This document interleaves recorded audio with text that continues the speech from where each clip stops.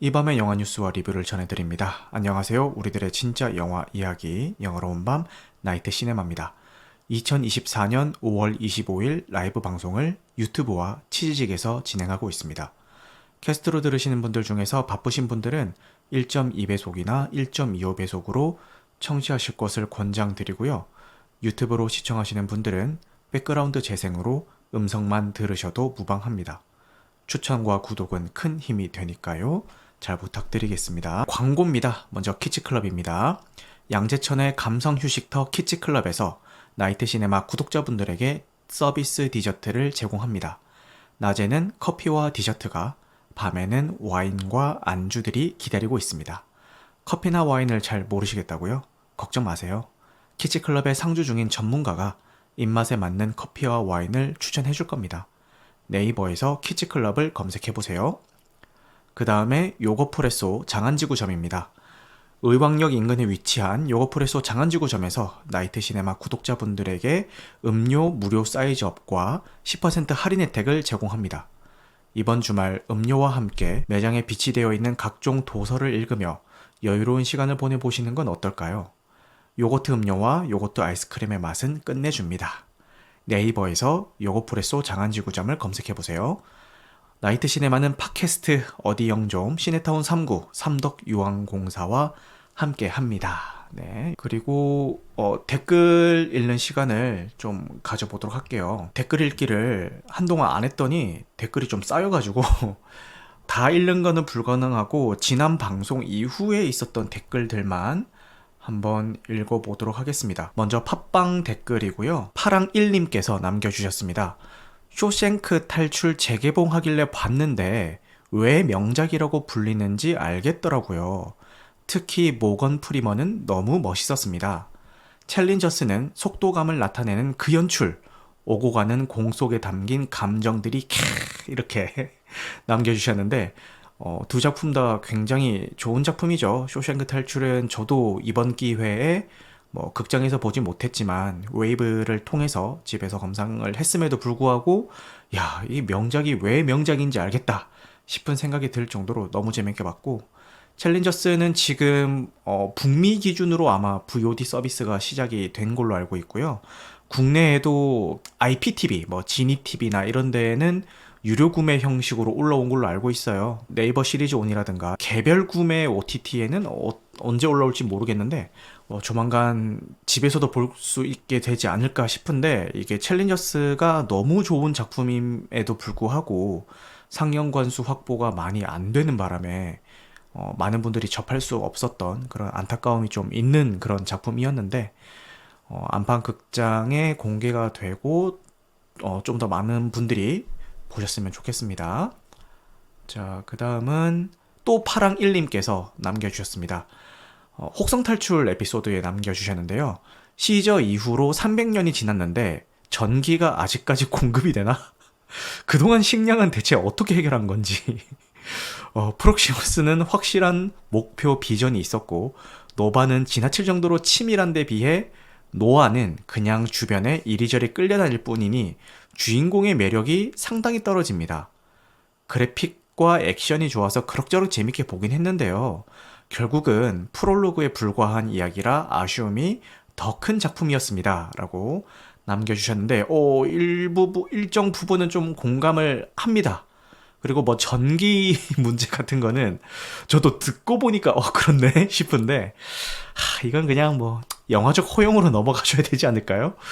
몇 세대가 지났으면 아무리 큰 배터리가 있었더라도 뭔가 자연 방전이 됐을 텐데, 이제 막 몇 세대 만에 작동하는 그 장치가 제대로 동작을 했다는 게 조금은 납득이 안 가는 설정이긴 하죠. 태양열로 한 게 아니냐라는 이야기가 있는데, 애초에 설계할 때 태양열 같은 걸로, 태양광이나 그쵸, 태양광이나 아니면 지열 같은 거 이용해서, 아니면 풍력 이렇게 자연을 활용한 발전기가 그 수세대 동안 돌고 있었다라는 그런 설정이면은 조금은 그래도 납득이 가기는 하는데, 그래도 좀 석연치 않죠. 10년, 20년도 아니고 몇 세대가 흐른 뒤의 이야기인데, 그게 조금 석연치는 않습니다만, 그냥 영화적 허용으로 봐줘야 되지 않을까. 그리고 뭐 지금 이 혹성 탈출의 빌런들은 굉장히 치밀하고 비전도 있고 목표도 있는데 주인공은 그냥 뭐 상황에 끌려다니기만 하는 것 같다 이런 말씀을 해주셨는데 뭐 그 말씀에도 일부분은 공감을 하고요. 근데 가만 생각해 보면은 매력적인 빌런들은 항상 꼼꼼하고 항상 치밀하고 항상 비전이 있고 그 비전을 위해서 부단히 노력하는 그런 빌런들이 상당히 많죠. 그죠? 단적인 예로 우리가 어렸을 때 좋아했던 용자물이나 이런 거 봐도 악당들은 항상 그 실패에도 굴하지 않고 끊임없이 노력하면서 부하들과 함께 이렇게 지구 정복을 시도하는데 우리 주인공들은 굉장히 수동적으로 쳐들어와야 뭐 이렇게 좀 대응하고 뭐 이런 식으로 보여지는 모습들이 크고 나서 생각을 해보면은 좀 그랬지 이런 생각이 좀 들기는 하죠. 모든 게 완벽하고 모든 설정이 100%다 치밀하게 맞아떨어지는 작품도 있지만 뭐 굉장히 드물겠죠. 어떤 작품들은 이런저런 허점이 보이기도 하고 또 명확한 단점이 보이긴 하지만 그에 비해서 그걸 덮어줄 만한 다른 장점이 있기 때문에 그래도 좀 용인을 해줘가면서 이렇게 감상을 하게 된단 말이죠. 그래서 어떤 영화나 뭐 어떤 영상물에서 단점이 느껴졌을 때 이거를 커버해줄 만한 다른 장점이 있는가가 굉장히 중요한 것 같고 이거는 사람마다 다른 지점이기 때문에 이제 파랑 1님은 그런 게 좀 부족하게 느껴지시지 않으셨나 이런 생각이 듭니다. 그 다음에 악마와의 토크쇼 이야기도 해주셨는데 정말 재밌게 봤습니다. 주인공이 쇼를 이끌고 나가는 진행 능력과 이야기의 흡입력이 대단하고 신선해서 좋았습니다. 오컬트물 좋아하는 분들에게는 강추입니다 라고 말씀을 해주시는데 이게 아까 제가 이야기했던 거랑 같은 맥락인데 여러 가지 아쉬운 면이 있었음에도 장점이 또 되게 신선한 그런 작품이다 보니 저 역시도 좀 만족스럽게 봤던 작품이고요. 개인적으로는 이런 영화 제작 시도들이 좀 더 자주 있어졌으면 좋겠어요. 물론 대규모 자본이 들어가고 캐스팅 짱짱하고 막 이런 영화들도 좋지만 소규모 자본으로 다른 영화에서는 단역이나 뭐 조연 활약만 하시던 분들이 조연으로 활약만 하시던 분들이 이렇게 전면에 나서서 뭐 주연으로 활약하면서 이렇게 좋은 작품을 만들어내는 시도들이 많이 있었으면 좋겠다라는 생각을 했던 작품이었습니다. 이 악마와의 토크쇼의 이제 주연 배우 역시 뭐 다른 굵직한 작품들에도 많이 나왔지만 단역이나 조연 위주로 나왔기 때문에 이 정도의 그 능력을 연기력을 가지고 있는 배우라는 거는 뭐 일반 관객들은 사실 좀 힘들었죠 알기가. 물론 뭐 두각을 나타낸 작품들도 있어서 뭐 좋은 씬스틸러네 요 정도의 이미지는 있었지만 이렇게 주연 배우로 나와서 원맨쇼로 극을 이끌어 나가는데 이렇게까지 노련하게 잘 할 수 있는 배우라고? 이거는 진짜 새로운 발견이었다라고 생각을 하거든요. 언제까지 우리나라에서 최민식, 송강호가 주연 배우 계속하고 언제까지 해외에서 뭐 누가 있을까? 해외에서 계속 주연 배우만 하는 그런 배우들 브래드 피트나 이런 사람들 있잖아요. 그런 사람들이 계속 주연하고 그래야겠습니까? 좀 신선한 얼굴들이 나오는 요런 잘 만든 작품들이 그렇지 톰 크루즈 이런 분들 이런 작품들이 좀 많이 나와줬으면 좋겠다 이런 생각이 드는 그런 작품이었습니다. 자, 그 다음에 또 파랑 1님이 박쥐와 그녀가 죽었다 요 에피소드에 댓글을 달아주셨는데요. 잘 들었습니다. 그녀가 죽었다. 속도감 있게 진행이 되긴 했는데 한국 영화 특유의 단점들이 그대로 나오더라고요. 치밀하지 못한 각본, 무능력한 형사, 약간의 과잉까지. 킬링 타임용으로는 좋은데 남한테 추천하기는 조금 망설여지는 그런 작품이었습니다 라고 이렇게 말씀을 해주셨습니다. 윤가님께서 이 정도면은 파랑1님 댓글을 읽기 위해서 하는 거 아닌가요? 라고 하는데 맞아요. 솔직히 말씀드리면은 제가 한동안 안 하던 이 댓글 읽기를 갑자기 시작했던 이유가 파랑1님이 매 에피소드마다 이렇게 정성스럽게 본인의 후기 겸 이렇게 리액션을 해주시니까 언급을 좀 해야겠다라고 해서 한동안 안 하던 댓글 읽기를 이렇게 시작을 했습니다. 뭐 그녀가 죽었다에 대해서 코멘트 남겨주신 것도 뭐 100번 공감을 하고요.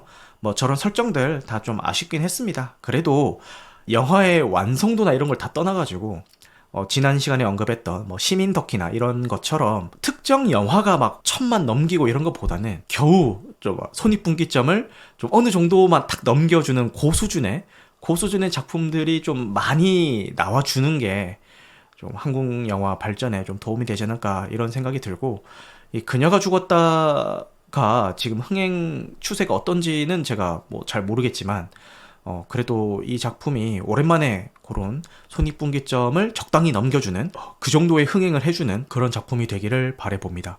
사실 이 그녀가 죽었다 전에 제가 좀 기대를 걸었던 게 댓글부대라는 작품이었거든요.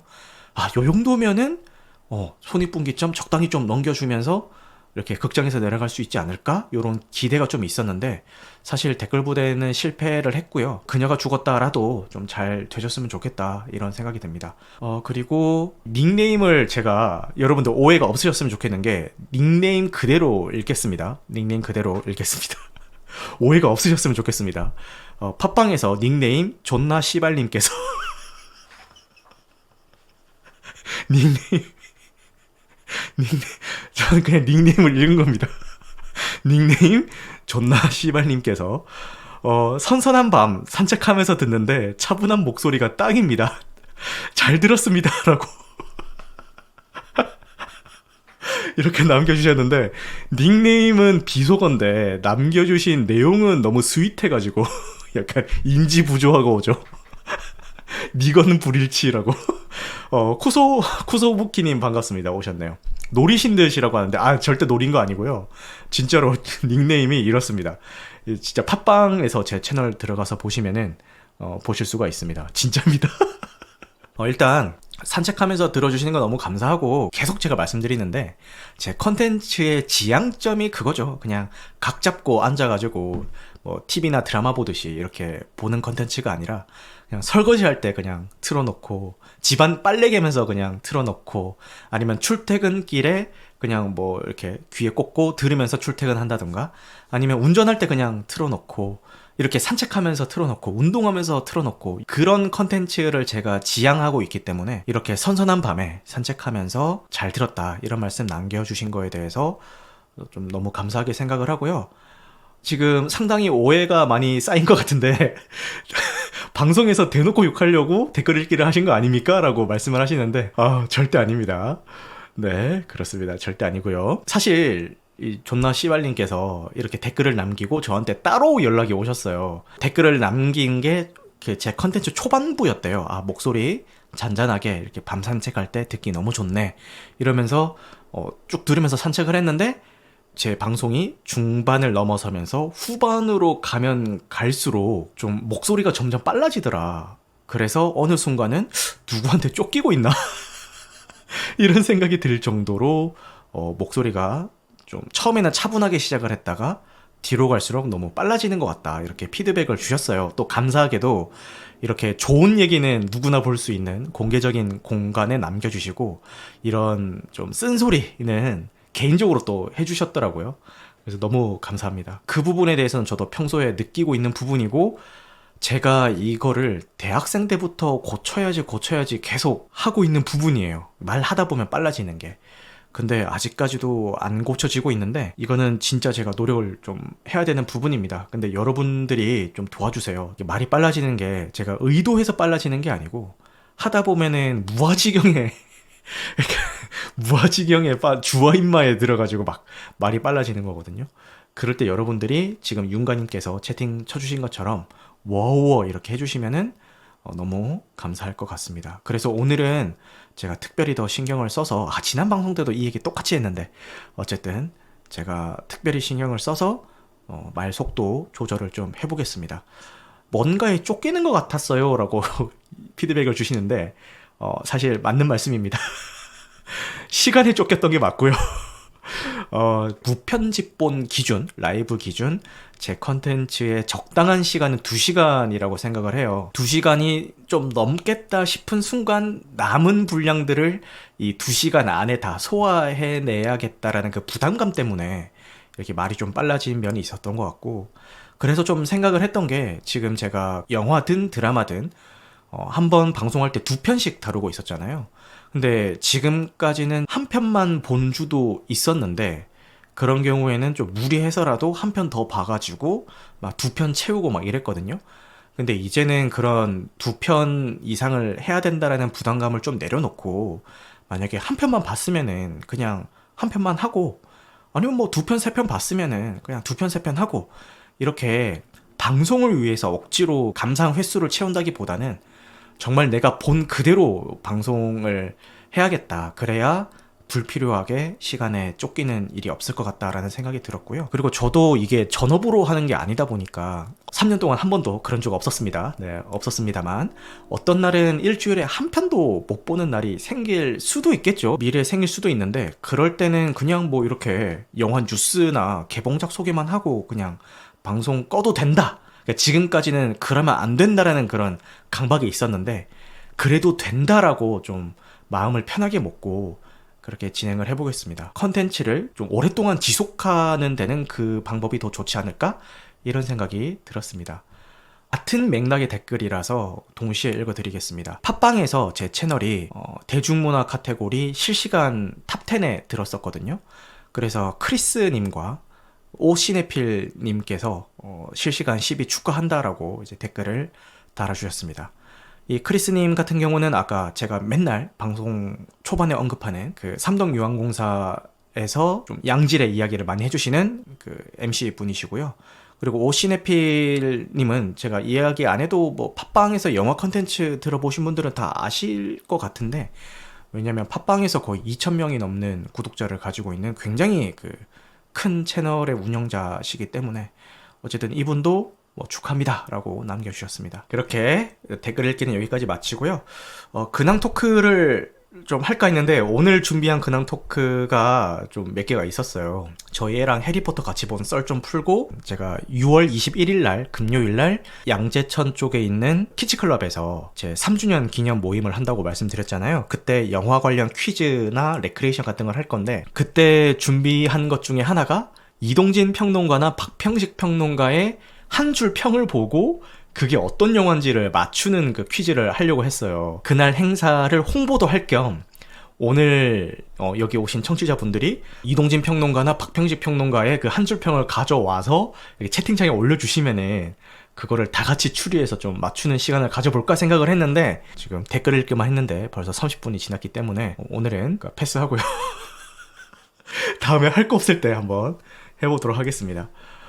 토니아님이 오 영퀴라고 하는데 네 그날 오시면은 그런 거 할 수 있습니다. 제가 주최하는 영화 모임은 대부분 이런 식이죠. 모여서 같이 영화 퀴즈하고 다 같이 웃고 떠들고 막 이런 식으로 항상 진행을 합니다. 영화 장면 아무거나 캡처해놓고 맞추는 게 어렵습니다 라고 하는데 다 했습니다. 다 했고 뭐 OST 듣고 맞추기, 포스터 일부분 보고 맞추기, 뭐 영화 장면 맞추기, 그 대사 듣고 맞추기 뭐 다 했습니다. 다 레파토리에 있는 겁니다. 이미 뭐 1주년, 2주년, 뭐 신년회 이런 행사들을 진행하면서 이미 다 했던 거고요. 한 줄 평을 초성으로 내놓으면은 아니 그거 너무 심하잖아. 그 누가 맞춰?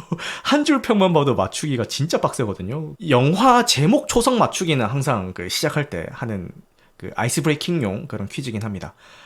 박평식 평론가의 참담할 뿐이라는 한 줄 평을 보고 맞춰보라고 쿠소님이 하셨는데 내놓으셨는데 저것만 하고 한번 해볼까요? 저것만 한번 맞춰볼까요? 지금 채팅 참여하시는 분들도 검색하지 마세요.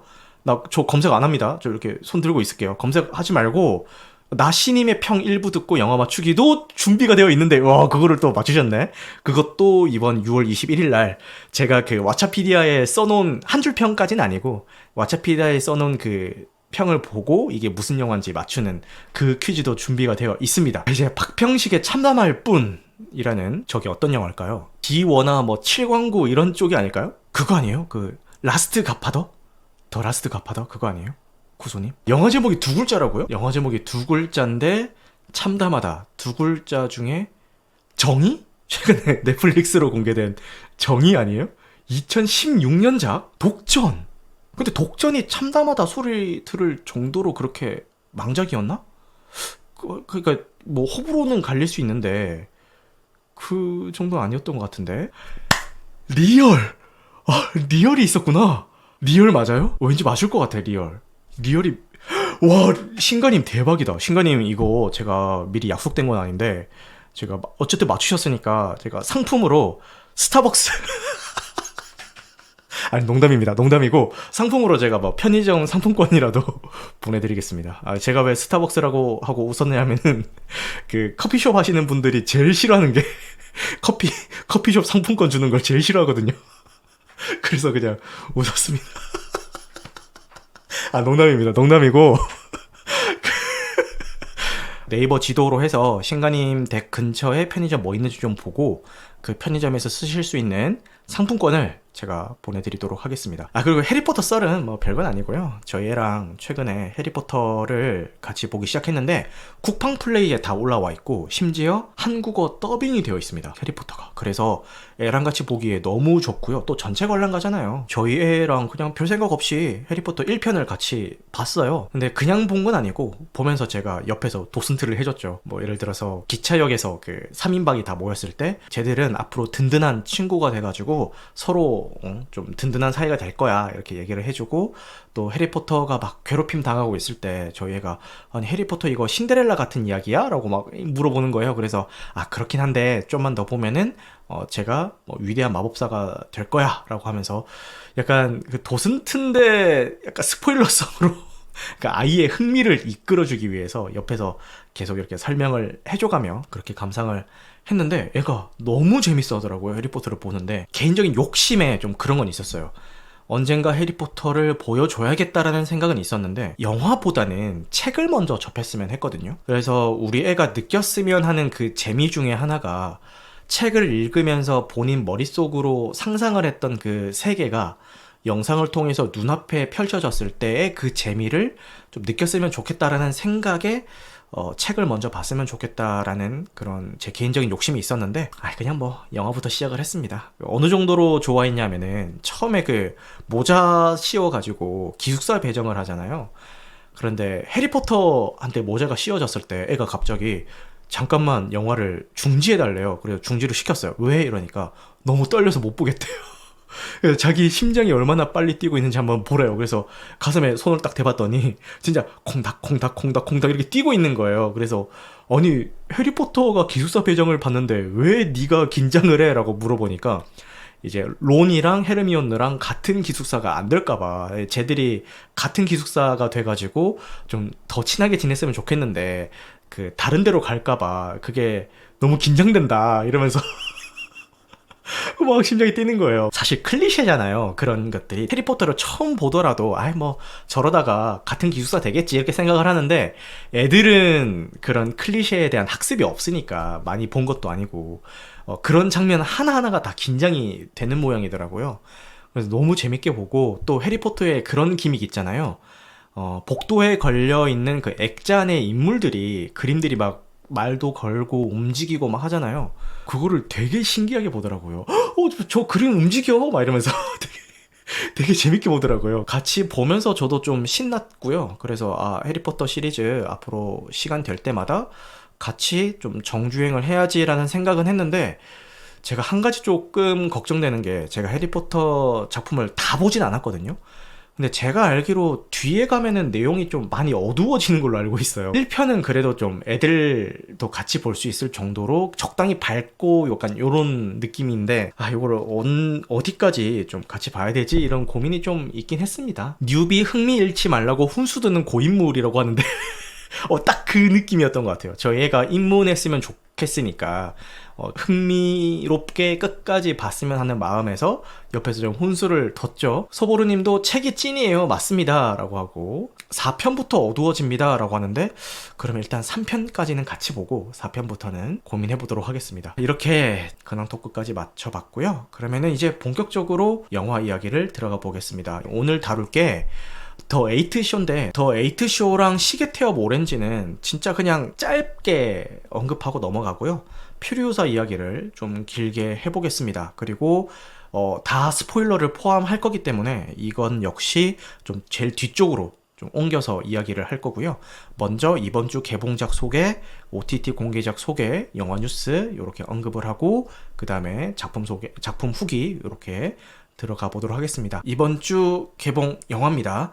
먼저 강동원 배우 주연의 설계자가 개봉을 하고요. 요거는 제가 수요일에 강동원 배우의 무대 인사 표를 티켓팅을 성공을 했습니다. 이게 취소표를 노렸고요. 너무 기분이 좋습니다. 그래서 용산역 CGV에 가서 강동원 배우를 영접할 예정이고요. 제가 영상과 사진 많이 찍어와서 여러분들에게 자랑하도록 하겠습니다. 예고편만 봐도 무슨 내용인지는 다들 뭐 짐작이 가능할 것 같은데, 강동원 배우가 극중에서 하는 일이 사고사를 위장을 한 청부살인을 하는 그런 역할이에요. 근데 되게 엄청난 유명인을 사고사로 위장해야 되는 미션이 떨어졌는데 어떤 변수가 발생하면서 좀 일이 꼬이게 된다, 뭐 요런 류의 그런 영화입니다. 원작 영화가 있고요. 액시던트라고 하는 요 작품이 있습니다. 2009년에 개봉한 홍콩 영화이고요. 참치형 영접 판단이 자랑 많이 해주세요 라고 하는데, 네, 저도 처음 뵙는 거라 좀 기대가 되네요. 자랑 많이 하도록 하겠습니다. 그 다음에 여기 계신 윤가님이 시사회에 다녀온 그런 작품이죠. 드림 시나리오라는 작품이 또 개봉을 합니다. 니콜라스 케이지 배우가 주연을 맡았고, 많은 분들이 사랑하시는 A24에서 제작을 했습니다. 정말 평범한 사람인데 어느 순간 전 세계 사람들의 꿈에 이 사람이 나오기 시작하는 거예요. 갑자기 유명세를 탄다는 것과 그게 어떤 부작용을 가져오는지에 대한 그런 영화인 것 같습니다. 시사회에 다녀오신 분들의 평을 보면은 뭐 그냥 볼만했어요 라는 분들도 있고, 메시지는 알겠는데 영화 전체적인 어떤 재미라든가 만듦새는 좀 실망스러웠습니다, 이런 이야기를 하시는 분들도 계셔서, 뭐 요거는 시간이 되면 보고 안 되면은 뭐 그렇게 막 무리하면서까지 보지는 안 될 것 같은 작품이긴 해요. 평론가들의 평은 나름 괜찮은 것 같으니까요. 궁금하신 분들은 참고하셨으면 좋겠습니다. 그리고 창가의 토토라는 작품이 개봉을 합니다. 일본 애니메이션 작품이고요. 일본에서는 작년 12월, 23년 12월에 먼저 개봉을 했고, 현지 평가가 굉장히 좋습니다. 평론가들의 평도 되게 좋은 그런 작품이에요. 내용은 남들과는 조금 다르다는 이유로 다니던 초등학교에서 쫓겨나게 된 토토는 엄격한 규율로 가르치는 이전 학교와는 달리 있는 그대로의 토토를 품어주는 새로운 학교로 가게 된다. 그곳에서 모든 것이 새롭고 설레는 나날을 맞이하는데 사랑스러운 토토의 세계로 초대합니다 라고 합니다. 그래서 이것도 일본 애니메이션 좋아하시는 분들은 참고하셨으면 좋겠고요.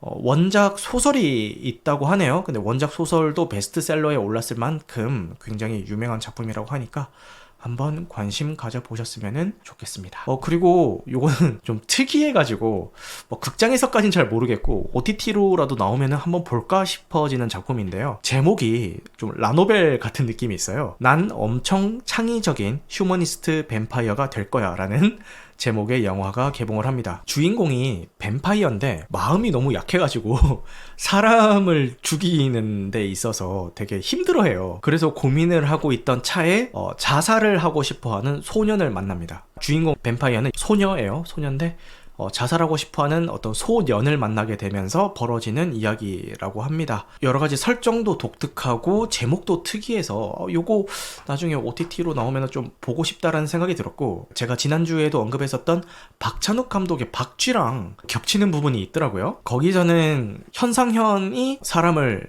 죽이기가 조금 망설여지니까 몰래 이렇게 그 피를 빤다거나 아니면은 자살을 도와주는 형식으로 이렇게 피를 먹고 있고, 김옥빈 배우가 연기하는 태주가 이제 사람을 죽이면서 이렇게 싱싱한 게 있는데 왜 그런 짓을 하냐라고 하면서 그냥 사람을 대놓고 죽이면서 이제 피를 먹는 그런 캐릭터죠. 이제 그게 지금 요 작품에선 좀 남녀가 반전이 되어 있는 것 같아요. 그래서 어떻게 풀어나갈지 이야기를 한번 관심있게 보도록 하겠습니다. 그 다음에 이번 주 OTT 공개작을 소개를 해드리겠습니다. 먼저 5월 30일 날 넷플릭스에 우리들이라는 작품이 공개가 되고요. 독립영화인데 국내외 할 거 없이 굉장히 좋은 반응을 불러일으켰던 작품이죠. 이 초등학생들 사이에 어떤 관계 같은 것들을 다루고 있는 작품으로 인물들의 심리 묘사를 되게 섬세하게 잘 해냈다, 이런 평을 받고 있는 걸로 알고 있습니다. 어디서 주워 듣기로 여기 나오는 배우들이 이 작품을 통해서 연기를 처음 하는 배우들도 있었대요. 초등학생들 배우들 중에서 처음 하는 배우들도 있었는데, 자연스러운 연기를 끌어내주기 위해서 되게 디테일하게 대본 숙지를 시키기보다는 어떤 상황만 주어주고 그 상황 안에서 애들끼리 좀 상황극을 하게 만들어서 그걸로 좀 리허설을 한다든가, 이렇게 좀 최대한 자연스럽게 연기를 끌어내기 위해서 많은 노력을 한 작품이라고 하더라고요. 그래서 독립영화이고 국내외에서 많은 사랑을 받은 작품인 만큼 이번에 넷플릭스에 공개가 되면은 많이들 보셨으면 좋겠습니다. 네오리얼리즘 연출이고 재밌습니다 라고 신가님이 또 추천을 해주시네요. 그 다음에 김시표류기가 또 5월 30일 날 넷플릭스에 공개가 되는데요. 이해준 감독이 좀 유명하죠. 굵직한 작품들 많이 했죠. 일단 천하장사 마돈나로 엄청 주목을 받았고, 지금 소개해드리고 있는 김시표류기도 사실 흥행에는 실패를 했지만 시간이 지날수록 재평가를 받으면서 특히 해외에서 엄청 인기가 많았던 그런 작품으로 기억을 합니다.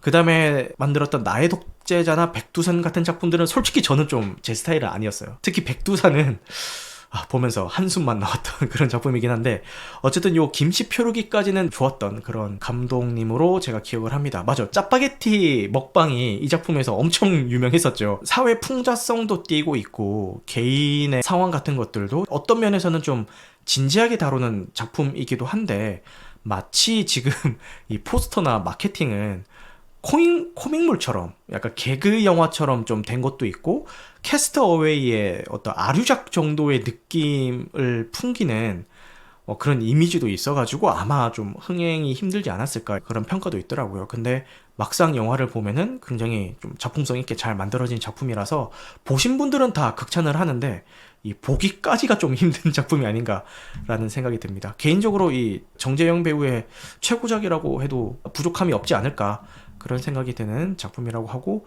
또 이 작품을 통해서 정려원 배우의 팬들이 굉장히 많이 생긴 걸로 알고 있어요. 그만큼 좋은 작품이니까요, 많이들 보셨으면 좋겠습니다. 사회파 코미디라고 해주시네요. 맞아요. 그래서 그냥 단순히 뭐 이렇게 웃기고 이런 게 아닌데, 지금 포스터만 봐도 그죠, 코미디물로 충분히 오해하기가 쉽죠. 그래서 해외 포스터랑 비교를 해보자면은 이 왼쪽에 보이는 게 해외 포스터고 오른쪽에 있는 게 국내 포스터거든요. 지금 느낌이 너무 다르잖아요. 그래서 해외에서 이래서 좀 더 많은 사랑을 받았구나, 이런 그 마케팅부터 이렇게 다르니까. 소보르님도 맞아요, 예고편이 캐스터웨이 한국판 같았습니다 라고 말씀해 주시네요. 그 다음에 제가 너무 재밌게 봤다고 이야기했던 오멘 저주의 시작이 5월 30일 날 디즈니 플러스를 통해서 공개가 됩니다. 근데 이게 제가 오늘 알았는데 생각보다 흥행이 그렇게 잘 되지는 못했다라고 하더라고요. 오멘 고전 시리즈의 팬들뿐만 아니라 지금의 젊은 세대들, 그러니까 저같이 그 당시에 오멘을 못 봤던 신규 관객들도 좀 끌어들여야 되는 그런 인물을 가지고 있던 작품이었는데, 사실 그게 잘 안 된 것 같다라는 그런 분석이 있기는 합니다. 어쨌든 흥행은 좀 아쉬운 편이라고 하고, 그럼에도 불구하고 저는 뭐 이번 작품 되게 흥미롭게 재밌게 본 작품이니까요. 디즈니 플러스에 뜨면은 한번 꼭 보셨으면 좋겠어요. 악마 숭배를 다룬다든가 이런 작품들 좋아하시는 분들은 꼭 한번 보셨으면 좋겠습니다. 진짜 이 작품 너무 재밌게 봤고, 지금 신가님이 오맨 원 짱짱맨이라고 하는데, 이 얘기를 제가 또 해야 될지 모르겠지만 오맨 1편보다 과거를 다루고 있는 작품이잖아요. 그래서 이거를 보고 너무 궁금해가지고 오맨 1편을 봤는데, 글쎄요, 오맨 1편은 잘 모르겠더라고요. 저는 개인적으로 그냥 이번 작품이 훨씬 더 재밌게 봤던 것 같습니다. 이렇게 OTT 공개작 소개까지는 끝났고요. 이제 영화 뉴스 언급하고 지나가 볼게요. 요새 디즈니 플러스가 열일을 하고 있습니다. 더 퍼스트 슬램덩크가 6월 10일 날 디즈니 플러스에 단독 공개가 된다고 합니다. 지금 이 더 퍼스트 슬램덩크의 블루레이가 지금 해상도가 4K를 지원 안 하는 상태로 국내 발매가 되어 버렸고, 그런데 해외에 발매된 블루레이는 또 4K 해상도를 지원하고, 이런 이슈 때문에 좀 이 블루레이 구매가 좀 망설여졌는데, 이렇게 디즈니 플러스에서는 과연 4K를 지원할지는 모르겠지만 어쨌든 이렇게 공개를 해준다니까, 공개되면은 헤드셋 끼고 그 사운드의 생생함을 느끼면서 꼭 한번 다시 보고 싶은 그런 작품입니다. 그 다음에 인디펜던트 선정 원작 소설보다 뛰어난 영화 13이라고 해서 대부, 포레스트 검프, 블레이드 러너, 악마는 프라다를 입는다, 007 카지노 로얄, 메리 포핀스, 슈렉, 퀸 카로 살아남는 법, 조스, 본 아이덴티티, 주라기 공원, 쇼생크 탈출, 노트북, 요런 작품들이 선정이 되었다라고 합니다. 여기서 제가 봤던 게 대부 봤고, 포레스트 검프 봤고, 블레이드 러너 봤고, 악마는 프라다를 입는다 봤고, 007 카지노 로얄 봤고, 메리 폼피스는 못 봤어요. 슈렉 봤고, 퀸카로 살아나는 법은 못 봤습니다. 이건 못 봤다라기보다는 안 봤다라는 그런 표현이 더 맞을 것 같네요. 그 다음이 조스는, 이거를 그냥 안 봤다고 할게요. 그냥 어릴 때 TV에서 하는 걸 보긴 했지만, 이게 막 다 기억이 나는 건 아니기 때문에 안 봤다고 할게요. 본 아이덴티티, 이건 끝내주죠. 이거 봤고, 주라기 공원, 당연히 봤고, 쇼생크 탈출 봤고, 노트북 봤습니다. 생각보다 본 게 많아서 굉장히 뿌듯하네요. 제가 이래요. 여러분들도 뭐 이렇게 뭐 본 거 없다 이런 이야기를 들으실 때 꾸준히 보시다 보면은 또 이런 날도 옵니다. 그죠? 네. 어쨌든 꽤 많이 봤네요. 그렇습니다. 뿌듯합니다. 티빙이랑 웨이브의 합병이 임박했다라고 합니다. 계약상으로 체결이 될 때까지 뭐 얼마 안 남았다고 하고요. 빠르면은 2달, 늦어도 4달 중에는 본 계약이 진행이 될 것 같다라고 합니다. 저는 둘 다 구독하고 있는 입장에서 통합이 됐을 때 요금제를 어떻게 해줄지가 너무 궁금하고요. 파편화되어 있는 OTT가 하나로 합쳐지면서 뭔가 요금제가 좀 통일화되면은 기업이나 서비스를 하는 입장에선 모르겠지만 저희 같은 사용자 입장에서는 당연히 좋은 거죠. 좋은 거라서 뭐 요금제를 어떻게 좀 할지는 모르겠지만 한번 보겠습니다. 뭐 설마 이 기존 티빙과 웨이브 요금제를 다 합친 만큼 내라고 하진 않겠죠? 설마? 2025년에 개봉 예정인 공포영화 속편들이라고 해서 나왔는데요. 소우 11편, 그리고 인시디어스 6편, 메간 2.0, 28년 후, 블랙폰 2, 프레디의 피자 가게 2, 파이널 데스티네이션 블러드라인즈라고 합니다. 근데 저는 여기서 좀 의아했던 게 다른 건 몰라도 블랙폰이 블랙폰은 진짜 별로였거든요. 이거 영화 보면서 모르겠어요. 뭐 여기서도 뭐 그 당시에 시대상이 어땠고 이러면서 뭐 얘기하시는 분들도 있는데 저는 그냥 영화 자체로만 봤을 때 별로였어서 이게 2편이 나온다고? 라고 하면서 조금 의외였던 것 같습니다.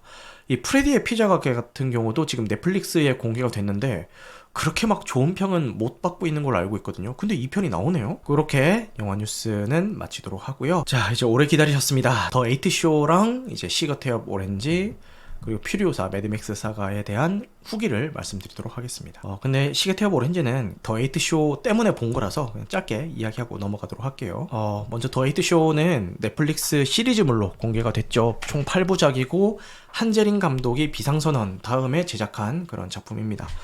근데 사실 비상선언도 많은 분들이 좀 한숨을 쉬면서 좀 많이 뭐라고 했던 작품으로 기억을 하고 있는데 저는 좀 반반이에요. 그러니까 임시완 배우가 퇴장 전까지는 너무 재밌게 봤거든요. 이게 왜 욕을 먹는지 이해가 안 될 만큼 너무 잘 만든 작품이라고 생각을 했는데 이 임시완 배우가 퇴장하고 나서부터가 진짜 이 사람들이 왜 욕하는지 알겠다 싶을 정도로 보기가 너무 힘들 정도로 좀 별로였어요. 한재린 감독이 그래도 지금까지 해왔던 게 있기 때문에 비상선언에서 그렇게 했다고 한들 이 감독님에 대한 어떤 기대감을 저는 놓지는 않았거든요. 왜냐면은 그렇게 욕을 먹고 있는 비상선언에서조차도 한 중반부까지는 꽤 좋았으니까 그래도 그냥 뭐 한번 실수한 거겠지 어떻게 모든 작품에서 다 그렇게 잘할 수가 있겠어 요 정도지 뭐 이제 한재림 감 죽었네 뭐 이런 생각까지는 안 했단 말이에요. 그래서 더 에이트 쇼도 좀 기대를 했어요. 이제 한재림 감독이 만든다고 하고 그리고 원작 웹툰도 제가 꽤 재밌게 봤던 웹툰이라서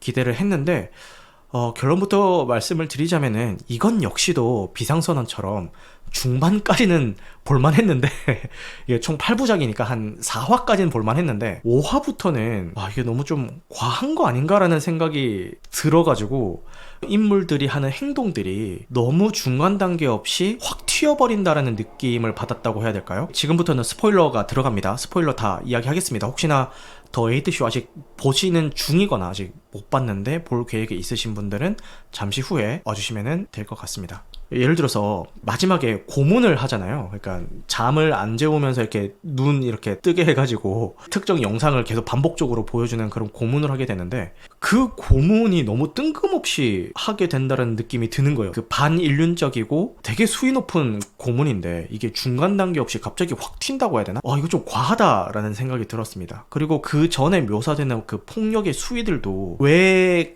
인물들이 그런 행동을 할 수밖에 없는지는 알겠는데 그건 역시도 좀 과하다라고 생각이 들었고요. 그 문제는 과하지 않고 차근차근 빌드업을 쌓아가야 될 부분에서는 그냥 과하게 만들어버리고, 이 부분은 좀 과감하게 질러도 되는데 싶은 부분은 너무 슴슴하게 가버리더라고요. 지금 신가님이 말씀하셨죠.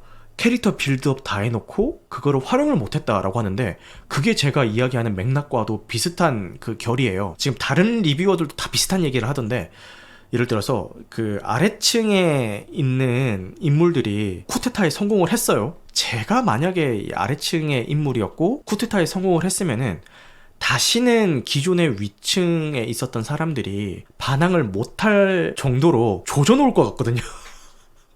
친구에도 나오잖아요. 다음에 만났을 때는 눈만 봐도 찔끔찔끔 쌀 때까지 조져놔야 된다라는 이야기를 그 영화 친구에도 나오잖아요. 유호성이 이렇게 알려주잖아요. 그 정도로 되게 가혹하게 네가 먼저 시작한 거다. 네가 먼저 우리를 이렇게 강압적으로 다뤘잖아. 그렇게 할 것 같아요. 내가 저기의 인물이라면은. 근데 너무 스윗하게 대해주는 거야. 본인들의 당했던 거에 비하면은. 물론 묶어놓고 감금을 시켜놓는 게 스윗하다라는 표현은 좀 안 어울릴 수가 있겠지만, 그들이 당했던 거에 비해서는 너무 스윗하게 대해준다라는 느낌이 들면서 분노가 폭발을 한다든가, 쿠데타가 성공했을 때 과감하게 뭔가 좀 질러주는 그런 게 있었어야 될 것 같은데, 여기서는 뭔가 한 발짝 뒤로 가더니 뒤에 가서 좀 더 빌드업을 쌓아도 될 부분에서는 그런 거 없이 갑자기 튀어버리는 그런 게, 감독님이 완급 조절을 너무 못하신 게 아닌가 이런 생각이 좀 들었고요. 후반에 가서는. 근데 이런 생각을 하면서 동시에 어떤 생각이 들었냐면은, 밀폐된 공간에 있는 인물들이 어떤 행동들을 하는지 주최자가 지켜보고 그들이 하는 행동이 마음에 들면은 좀 거기에 대한 보상을 해주는 그런 시스템의 어떤 쇼잖아요. 더 에이트 쇼를 보면서 이거 좀 지루하네, 아니면 이거 재밌네, 이거 좀 너무 자극적인 거 아니야? 아니 여기서 좀 세게 나가줬어야지 라고 생각하면서 보고 있는 내가 저 CCTV 너머에 있는 사람이 아닐까라는 생각이 갑자기 좀 들기 시작하더라고요. 그게 의도였더라면은 왜 그렇게 연출했는지는 의도는 알겠다라는 생각이 들긴 했습니다. 오징어 게임이랑 많이 비교를 하시던데, 오징어 게임과 더 에이트 쇼의 차이점이 있다면은 뭐 여러 가지가 있겠지만, 그 중에 하나는 오징어 게임은 그 쇼를 지켜보는 인물들을 직접 작품에 등장시키죠. 그 부자들을. 그런데 더 에이트 쇼는 끝까지 등장시키지 않습니다. 그냥 CCTV로만 나오죠. 등장시키지 않는 이유가 쇼를 보고 있는 관객들이 스스로가 좀 그걸 느끼기를 원해서 일부러 연출을 그렇게 하지 않았을까라는 생각이 들면서, 그래, 왜 그렇게 했는지는 알겠다라는 생각이 들기는 했는데, 의도는 알겠다만 그 의도가 작품 속에 재밌게 녹아 있어야지. 결과적으로 재미가 없었는데 재미가 없고 불편하기만 했는데, 이게 메시지가 아무리 좋았다 한들 작품 자체가 그렇게 좀 재미를 못 줘버리면은 그게 무슨 의미가 있나라는 생각이 들고, 이런 생각을 하는 나조차도 저 주체자가 되어 있는 게 아닌가라는 생각이 계속 메비우스의 띠처럼 이렇게 계속 돌았습니다. 요 더 에이트 쇼에 있는 팔 모양이 요 메비우스의 띠 모양이죠. 이것처럼 계속 오가는 거예요. 제 생각이 오가는 거예요. 그러면서 뭐 그런 부분은 좀 재밌네, 재밌는 설정이네, 이런 생각을 하면서 감상을 했습니다. 인물들 한 명 한 명 막 얘는 뭐 어땠던 것 같고요, 쟤는 저랬던 것 같고요, 이렇게 리뷰하는 거는 뭐 별 큰 의미가 없을 것 같고요. 한 줄 요약을 하자면은 4화까지는 그래도 볼만했는데 4화 이후는 너무 완급 조절을 못하는 부분이 보여서 좀 실망스러웠다라는 생각이 들었습니다. 한 가지 인정해줘야 될 거는, 불편하고 실망스러웠음에도 어쨌든 8화까지 다 봤잖아요. 넷플릭스 입장에서는 그게 중요한 거거든요. 일단 이 시리즈물을 다 보게 하는 게 중요한 거거든요. 그 목적은 달성을 한 게 아닌가라는 생각이 들었습니다. 그리고 캐릭터들이 지금 신가님이 빌드업을 다 해놨다 말씀을 하셨는데, 보통 이렇게 밀폐된 공간에 장시간 동안 갇혀 있으면은 인물의 캐릭터성에 변화가 생길 법도 하거든요. 물론 뭐 생기는 캐릭터도 있긴 한데, 전반적으로 다 그냥 처음에 딱 설정해 놓은 그 캐릭터 설정대로 그냥 1차원적으로 그냥 쭉 끝까지 가는 것 같아서 그것도 좀 아쉬웠던 것 같아요. 이 캐릭터가 처음과 마지막을 비교했을 때 어떻게 변했는지를 좀 대조해서 보여줬더라면은 좀 더 흥미롭지 않았을까라는 생각도 들고, 이게 호불호가 좀 많이 갈리고 있어요. 재밌게 봤다는 분들도 있고, 뭐 오징어 게임보다 나았다 이런 이야기를 하시는 분들도 있고, 아니면 저처럼 좀 별로였다라는 분들도 있는데, 어쨌든 호불호가 갈리는 작품은 직접 보고 판단을 하는 게 제일 좋기 때문에 한번 뭐 시간 나실 때 보시라. 볼 때 시간은 잘 가요, 그래도. 그래서 그렇게 말씀드리고 싶습니다. 그리고 이 더 에이트 쇼 때문에 제가 시계태엽 오렌지를 봤다고 했잖아요. 왜 그랬냐면은 아까 제가 말씀드렸던 강제로 눈을 못 감게 만든 다음에 특정 영상을 보여주는 그 고문을 이 시계태엽 오렌지에서도 똑같이 나오거든요. 그러니까 시계태엽 오렌지에 나온 거를 요 더 에이트 쇼에서 썼겠죠. 더 정확히 얘기하면은 원작에 똑같이 그 고문 장면이 나와요. 잠을 안 재우면서 막 하는 게 나오는데, 거기서 좀 따온 게 아닌가라는 생각이 들고, 시계태엽 오렌지라는 작품이 역사상 가장 위대한 영화 10에도 꼽히고 계속 회자되고, 그리고 감독이나 배우 인터뷰에서 뭐 항상 좀 언급이 자주 되기도 하고, 많은 시네필들이 극찬하기도 해서 여기 더 에이트 쇼에 그런 비슷한 그 오마주한 장면이 나온 김에 한번 볼까라는 생각에 이 웨이브에서 감상을 했고요. 일단 웨이브에서 보면서 좀 걱정을 했던 게, 폭력이나 선정성 그 수위가 센 작품이다 보니까 좀 가위질을 많이 당했으면 어떡하나라는 걱정을 했는데, 그냥 제 느낌이에요. 이거는 제가 무삭제판을 본 게 아니기 때문에 정확하진 않지만 겁탈 장면은 가위질 당했다는 느낌이 좀 있어요. 그러니까 이 영화의 수위를 봤을 때 보여줄 법도 한데 바로 다음 컷으로 넘어가 버리더라고요. 그래서 요거는 좀 편집된 게 아닌가라는 생각이 들었고, 반면에 성기 노출 같은 것들은 블러 처리 없이 그냥 다 나오더라고요. 그래서 대체 이거 기준이 뭐지? 가위질의 기준이 뭐지? 라는 그 생각이 좀 들기는 했습니다. 그건 좀 의아하긴 했습니다. 시계태엽 오렌지 별로입니다. 대표적으로 과대평가된 작품입니다. 라고 하는데, 제가 지금 그 얘기를 좀 하고 싶었습니다. 뭐 좋은 작품이라고 얘기하니까 뭐 좋은 작품인가 보다 라고 하는데, 제가 아직 뭐 영화적인 소양이 많이 부족하고 시네필이라고 이야기하기에는 본 작품도 많이 없고, 그래서 많이 부족하기 때문에 좋은 걸 보고도 좋다고 느끼지 못한 게 아닐까라는 그런 생각이 들었어요. 이 시계태엽 오렌지를 보고 나서. 이게 왜? 이런 생각이 머릿속을 떠나질 않더라고요. 물론 여기서 뭔가 메시지들을 캐치를 해내서 뭐 좋게 이야기할 수 있는 사람들도 있겠죠. 거기에 사용됐던 뭐 연출이라든가 이런 것들에서 이 당시에 이런 연출을 했던 거는 정말 획기적이었어 라고 하면서 좋게 이야기하실 분들도 물론 계실 것 같은데, 제가 느끼기에는 그저 자극적이고 그저 폭력적이고 그저 보기 힘든 그런 작품 중에 하나가 아니었나 싶습니다. 특히 낯선이에게 문을 절대 열어주지 말자라는 그런 교훈을 좀 받았던 것 같고, 사실 여기서 이야기했던 뭐 영화 연출이 어떻고 이런 걸 다 떠나서 메시지만 보면은 폭력은 폭력으로 그 치유가 가능한가, 이거를 좀 묻고 있는 작품 같았어요, 제가 느끼기에는. 근데 사실 이걸 다 보고 났을 때, 그래, 과연 폭력은 폭력으로 해결이 될 수 있을까? 라는 그런 개인적인 고뇌가 머리에 남는다기보다는, 나는 절대 낯선 사람한테 문 열어주면 안 되겠다, 이것만 머릿속에 남더라고요. 근데 좋게 평가한다 한들 이게 영화사 탑 10에 들 만큼 그 정도로 개쩌는 작품인가? 라는 생각은 조금 의문입니다. 그러니까 뭐 좋게 이야기할 수 있다는 건 알겠는데 탑 10에 들 정도라고? 그거는 잘 모르겠습니다. 근데 제가 지금은 이렇게 이야기를 하는데, 박쥐 때도 그랬죠. 박쥐 처음 봤을 때는 그냥 신선한 K 뱀파이어물로 봐서 그냥 신선하다 요 정도로만 봤어요 라고 이야기하고 넘어갔는데, 이제 2년 뒤인 지금 이 시점에 다시 보면서 좀 멜로적인 것도 보이기도 하고, 상승과 하강의 이미지 이런 것들도 눈에 좀 들어오기도 하고, 여러 가지 좀 의미 있는 것들이 새로 보이기 시작을 했잖아요. 시계태엽 오렌지도 마찬가지일 수도 있다는 생각이 들어요. 한 몇 년이 지난 뒤에 다시 봤을 때 뭔가 좀 다르게 보일 수 있는 것들이 있지 않을까, 이런 생각이 드는데, 어쨌든 지금의 제 수준에서는 그냥 문단속 동료 영화, 지금 쇼메이님이 말씀하신 것처럼 문단속 동료 영화 정도로만 느껴졌다, 이렇게 말씀을 드리겠습니다.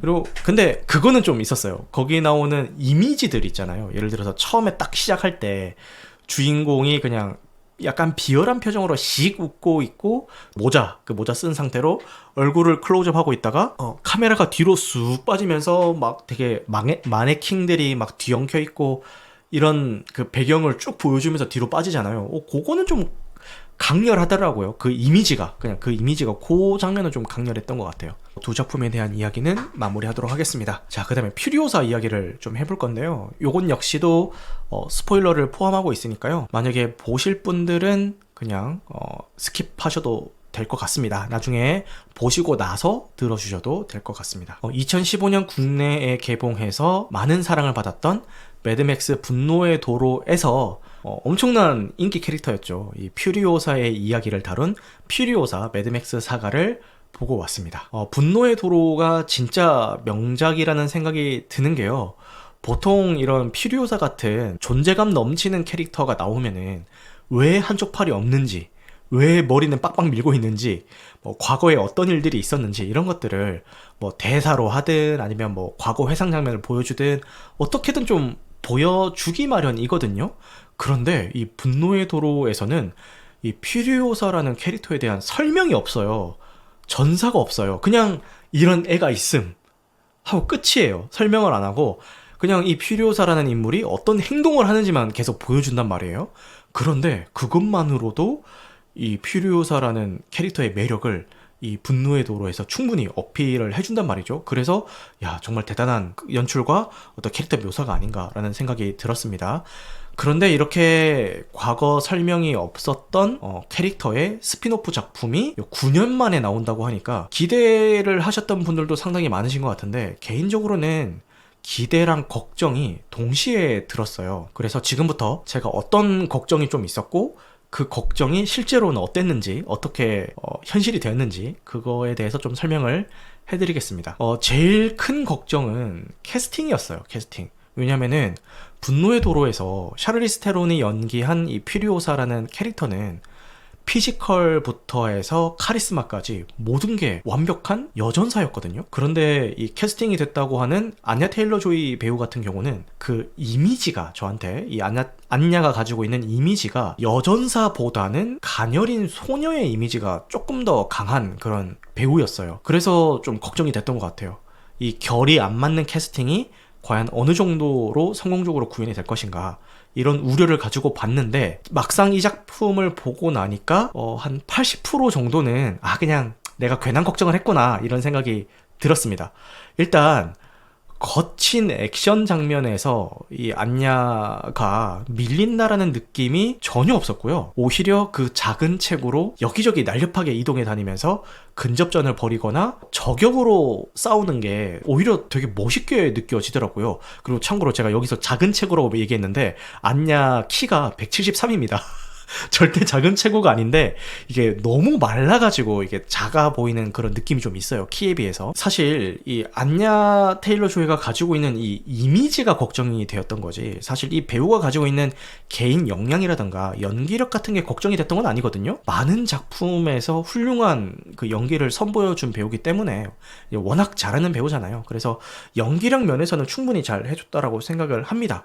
근데 그러면은 왜 80%만 기우였다라고 생각을 했을까, 이렇게 의문이 들 텐데, 그 20%는 뭐냐면은 분노의 도로에서 퓨리오사를 연기한 이 샤를리스 테론 같은 경우에는 키가 177이에요. 그리고 체격도 실전 근육으로 단단한 그런 체격의 여전사였단 말이에요. 그런데 이 안냐 테일러 조이는 아까 제가 말씀드린 것처럼 키가 173이긴 한데 너무 말랐어요.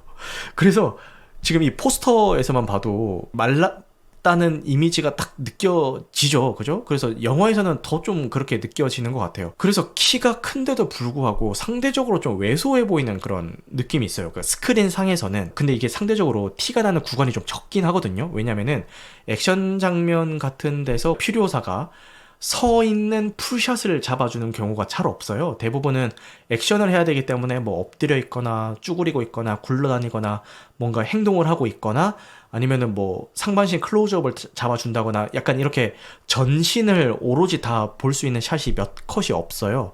그런데 전신 풀샷이 잡히는 순간 뭔가 좀 왜소하다라는 느낌이 확 나더라고요.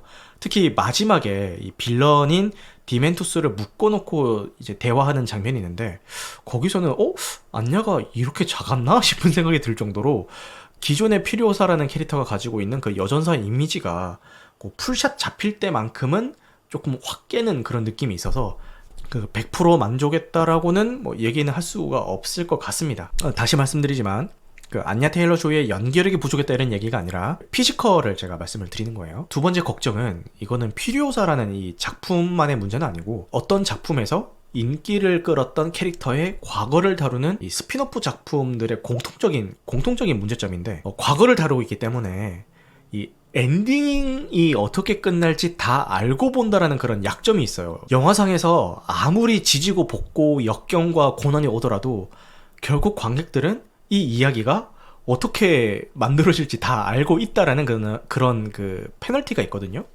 그래서 이 페널티를 가지고 어떻게든 작품을 만들어내야 되는데 사실 그게 말처럼 그렇게 쉬운 건 아니죠. 그런데 그 어려운 거를 이 조지 밀러 감독님이 해내신 것 같습니다. 이 대체 팔은 언제 잃어버리게 될까라는 그 조마조마함, 그리고 이모탄 일당에게는 어떻게 합류하게 될지라는 그 궁금증이 꽤 만족스럽게 해소가 된 느낌이었고요. 특히 마무리 같은 경우는 더 완벽했는데 사실 어떻게 끝날지 다 알고 있음에도 만족스러운 엔딩을 내기가 진짜 힘들었을 텐데 이게 왜 좋았는지에 대해서는 이따가 좋았던 점 이야기할 때 좀 추가로 더 설명을 드릴게요.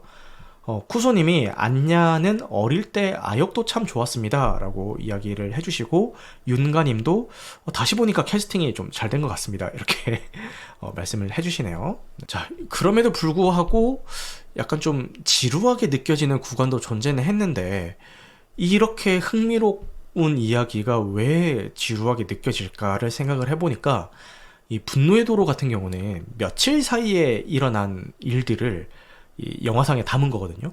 근데 퓨리오사는 말 그대로 이 퓨리오사라는 캐릭터의 일대기를 그린 작품이잖아요. 그러다 보니까 이 분노의 도로랑 퓨리오사는 영화의 호흡이 다를 수밖에 없어요. 영화가 주는 그 속도감이 다를 수밖에 없습니다. 그리고 또 한 가지는 크리스 햄스워스가 연기하는 이 빌런 캐릭터인 디멘투스가 말이 너무 많아요. 말이 너무 많아. 구구절절해요. 전작의 빌런이었던 임모탄의 경우는 대사가 몇 마디 없음에도 불구하고 얼마나 카리스마 있는 빌런인지 다 표현이 되잖아요. 심지어 분노의 도로의 전체 대사량이 63줄밖에 안 되는 거 알고 계세요? 그 정도로 대사가 적어요. 근데 디멘투스는 뭐 하나 할 때마다 그 확성기 마이크까지 써가면서 구구절절 주절주절 막 하잖아요. 근데 이거는 또 이따가 또 엔딩 이야기할 때 말씀드릴 건데, 엔딩까지 다 보고 나니까 왜 구구절절 말 많은 캐릭터로 만들어놨는지 좀 이해는 가기는 하더라고요. 이해는 가긴 하는데 뭐 어쨌든 영화를 볼 때는 좀 그랬었다. 그래서 너무 구구절절하니까 이게 좀 지루하게 느껴지지 않았나, 말 좀 그만해 이런 생각이 들면서 그러지 않았나 라는 생각이 들었고, 그리고 이 분노의 도로 같은 경우는 서사가 그렇게 복잡하지가 않아요. 그냥 거기 나오는 중요 인물들의 여정이랑 액션 그 자체가 그냥 서사라고 봐도 무방할 정도로 상영 시간 내내 막 온갖 것들이 쏟아져 나오는 그 도파민 그 자체인 작품이거든요. 그런데 이런 똑같은 결을 기대하고 극장을 찾아서 이 퓨리오사를 보신다면은 이 작품은 퓨리오사의 디테일한 서사가 나열되는 작품이기 때문에 좀 실망스러울 수 있겠다라는 생각이 들기는 했습니다. 왜냐면은 제가 그랬거든요. 이 분노의 도로와 같은 그런 속도감과 도파민을 기대하고 갔는데, 물론 이 퓨리오사도 충분히 훌륭한 작품입니다만은 이 분노의 도로와 비교했을 때는 조금 아쉽지 않았나 이런 생각이 들었습니다. 그래서 이런 점 때문에 영화의 제목을 예를 들어서 매드맥스 퓨리오사 사가 이렇게 한 게 아니라, 이 매드맥스의 시리즈 넘버링을 가져간 게 아니라 이게 메인 타이틀이 퓨리오사고 부제가 매드맥스죠. 그렇기 때문에 이렇게 타이틀을 이렇게 한 게 아닌가라는 생각이 좀 들기는 하더라고요. 제가 보기 전에 우려했던 점과 그게 실제로는 어땠는지에 대한 이야기는 여기까지 하고요. 그냥 보면서 아쉬웠던 점에 대해서 말씀을 드리자면은, 쿠키 영상이 너무 빡치더라고요. 이 엔딩 크레딧이 올라가는 동안에 이 분노의 도로의 장면들이 클립으로 몇 개 나오잖아요. 그리고 엔딩 크레딧이 다 끝나면은 또 영상 하나가 나온다라고 해서 좀 기대하고 기다렸는데 확인하는 순간 뭐야 이런 소리가, 진짜 저 혼자 보러 갔거든요. 혼자 보러 갔고 옆에 다른 사람이 있었음에도 진짜 육성으로 뭐야 이렇게 나오더라고요. 그래서 엔딩 크레딧을 굳이 쿠키 영상 때문에 끝까지 보는 건 아니죠. 이게 엔딩 크레딧 끝까지 다 보는 거 중요하죠. 그리고 좋은 일이고, 하지만 바쁜 일 있고 화장실 가고 싶고 뭐 뒤에 약속 있고 그런데 이 쿠키 영상만을 위해서 굳이 엔딩 크레딧을 다 기다리실 필요까지는 없을 것 같습니다. 근데 뭐 엔딩 크레딧도 영화의 일부라고 생각해서 끝까지 다 보시는 분들이 계시죠. 그런 분들은 그냥 보시면 되고요. 뭐 굳이 바쁜데 시간 내가면서 보실 필요는 없을 것 같아요. 자, 아쉬운 점은 여기까지입니다. 굉장히 몇 개 없죠? 요게 어떻게 완벽한 작품이 있을 수가 있겠어요. 근데 아쉬운 점은 여기까지고 지금부터는 좋았던 점에 대해서 말씀을 드리겠습니다.